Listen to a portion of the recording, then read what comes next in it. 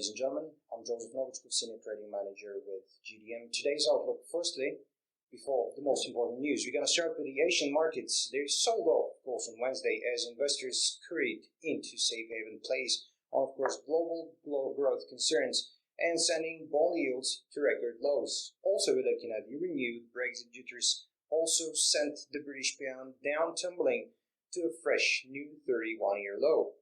The British pound traded at 1.2898 in late Asian session after, of course, dropping to a fresh 31-year low to 1.2796 earlier in the session. The tumble began overnight as investors flocked to safe haven assets such as the US Treasuries, the yen, and the greenback after, of course, 3 UK retail sales. Funds, of course, halted selling and the Bank of England, of course, relaxed regulations to encourage banks to lend out more money. Looking at the Japanese Nikkei 225 index, it closed down 290 points, or about close to 2% down at 15.378 after tumbling 3.2% on the back of a fresh yen strength. The Japanese yen as a safe haven asset traded at 101.04 in late Asian trade. Before that, of course, it went up to 100.56.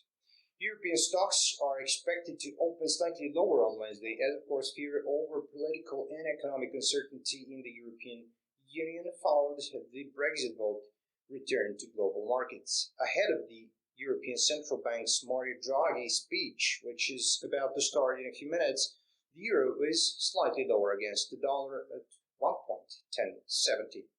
Also looking at the commodity sector over there, gold rose as much as 1% on Wednesday, hitting the highest in more than 2 years, as investors peeled back into safe havens such as the bullion on the renewed market jitters over the Brexit and, of course, the decision to leave the European Union.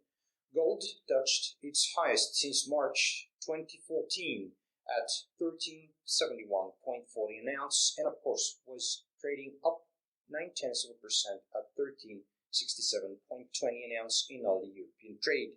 Yellow metal, often favored as a hedge against economic and financial uncertainty, has risen about 29% so far this year and is on track to log its biggest early gain since 2010. In the energy sector, we're looking at the oil prices. They fell in Asia, trading on wider market turmoil set off by mounting concerns over the economic impact of Britain's vote to leave the European Union. US crude was down about 23 cents at $46.37 a barrel. That was after the contract fell about 5% to end at 46.60. Also, we're looking at the most important news for today in the calendar. This is the Federal Open Market Committee minutes. It starts at 18 GMT later today. That's all from the most important. I'll see you next time.